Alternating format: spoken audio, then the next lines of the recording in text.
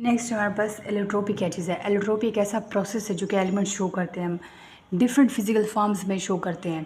For example आपने makeup कर लिया है तो आपकी शक्ल कुछ और ही हो गई है, ड्रेसिंग चेंज कर ली है तो आप कुछ और ही पर्सनैलिटी हो गई है।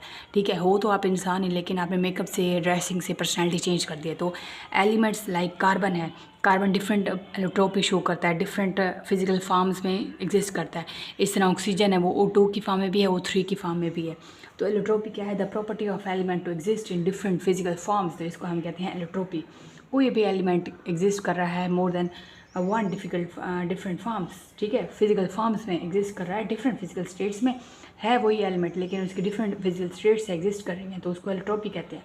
एलोट्रोप्स क्या है? वो फिजिकल स्टेट्स हैं जो वो शो करता है different physical forms of an element in a same physical state. Physical state same, physical forms same, तो ये एलोट्रोपी है। ये MCQs आ सकता है। एलोट्रोप्स क्या है? फिजिकल फॉर्म्स हैं और उनकी सेम फिजिकल स्टेट्स हैं। डिफरेंट फिजिकल फॉर्म्स हैं लेकिन फिजिकल स्टेट सेम है। अच्छा, और एलोट्रोपी क्या है? Property of element exist in different physical forms. वही बात है, इधर भी वही रिपीट हो रही है। एलोट्रोप्स ऑफ कार्बन अब देखें तो डायमंड है, ग्रेफाइट है, बकीबॉल्स है, कोक है, कार्बन ब्लैक है, ग्रेफाइट है, डायमंड है, ग्राफीन है। तो ये एलोट्रोप्स हैं कार्बन की। ये है वही एक ही एलिमेंट लेकिन उसकी डिफरेंट फिजिकल फॉर्म्स देखें, ये उसकी एलोट्रोप्स हैं और यही जो प्रोसेस शो कर रहा है ये है एलोट्रोपी वाला प्रोसेस। करेक्टरिस्टिक्स देखें तो क्या चीज़ सेम हो सकती है, क्या चीज़ डिफरेंट हो सकती है।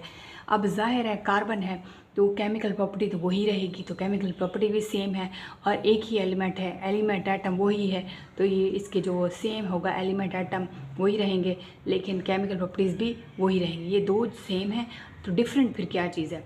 फिजिकल स्टेट्स फॉर्म चेंज है, एटम्स की अरेंजमेंट हर इसमें डिफरेंट होगी, इसकी फ़िज़िकल प्रॉपर्टी भी डिफरेंट होगी, मतलब फिज़िकली ही चेंज हो रहा है, फिज़िकल प्रॉपर्टीज़ डिफरेंट हो रही है, फिज़िकल फॉर्म चेंज हो रही है, अरेंजमेंट ऑफ एटम्स चेंज हो रही है।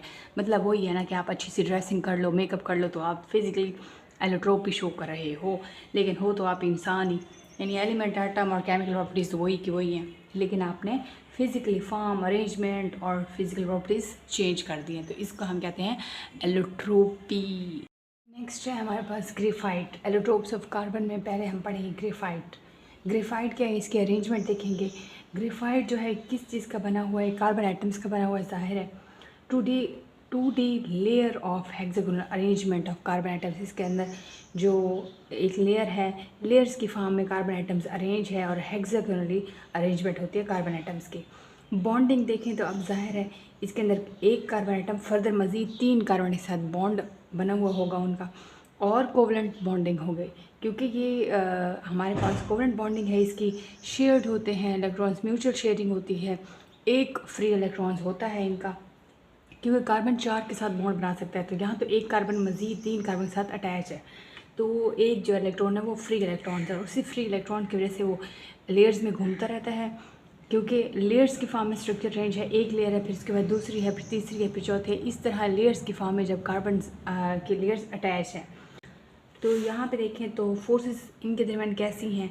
फोर्सेस वीक फोर्सेस होती हैं इनके दरमियान, और क्यों? क्योंकि लेयर्स की फॉर्म में अरेंज हैं, फोर्सेस वीक हैं, इलेक्ट्रॉन्स कहीं कहीं पे फ्री इलेक्ट्रॉन्स हैं, स्लिपरी ये होते हैं, सॉफ्ट होते हैं, और ये एज अ लुब्रिकेंट भी यूज़ होते हैं।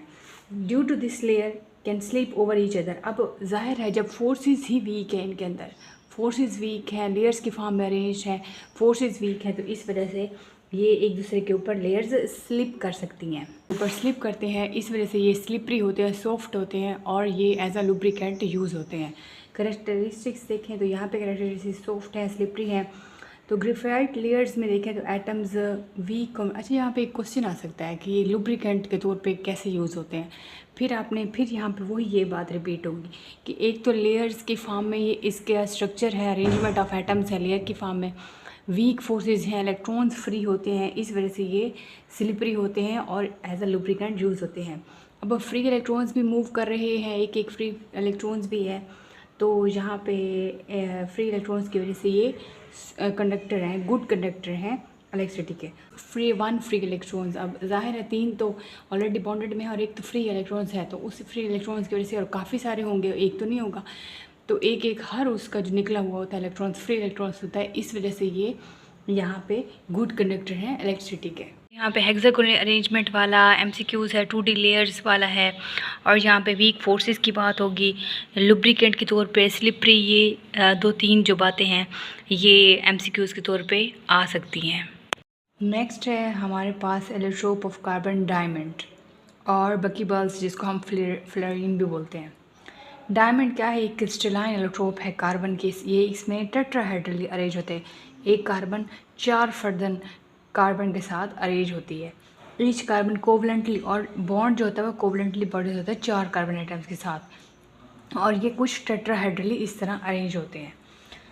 और इस टेट्राहेड्रली 3 डायमेंशनल कम्पैक्ट अरेंजमेंट होती है कार्बन एटम्स की। इस वजह से डायमंड जो होता है वो सख्त होता है, हार्डेस्ट होता है, क्योंकि इसको हर साइड से कार्बन एटम इसके साथ जुड़े हुए होते हैं।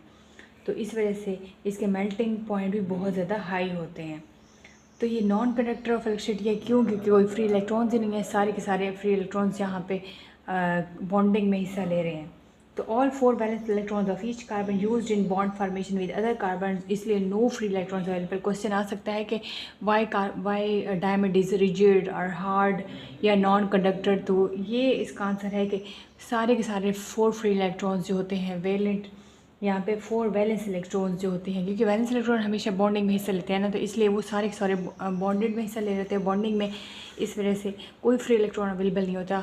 तो यहाँ पे ये रिजिड होता है और इसके मेल्टिंग पॉइंट बहुत ज़्यादा हाई होते हैं। और ये टेट्राहेड्रली अरेंज होता है, 3 डायमेंशनल कम्पैक्ट स्ट्रक्चर है।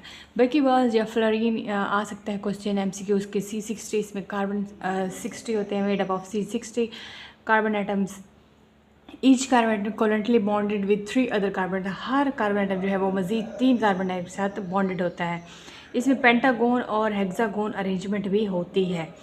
अच्छा, पेंटागोन हेक्सागोन अरेंजमेंट जो है, तो यहाँ पे इसका स्ट्रक्चर एक फुटबॉल की तरह होता है, होलो होता है, एक फ्यूज रिंग होती है, इसमें एटम्स अरेंज होते हैं, आपस में जुड़े हुए होते हैं।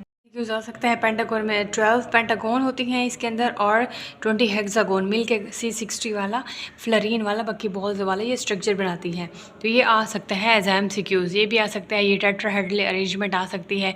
डायमंड में रिजिड क्यों होता है ये भी पूछ सकते हैं। 3D स्ट्रक्चर होता है ये भी पूछ सकते हैं। यहाँ पर पेंटागोन 12 और हेक्सागोन 20 ये आ सकता है एमसीक्यूज़ के तौर पर। तो ये एज एमसीक्यूज़ से इम्पोर्टेंट है, मैं बार बार कह रही हूँ क्योंकि ये मोस्ट इम्पोर्टेंट है।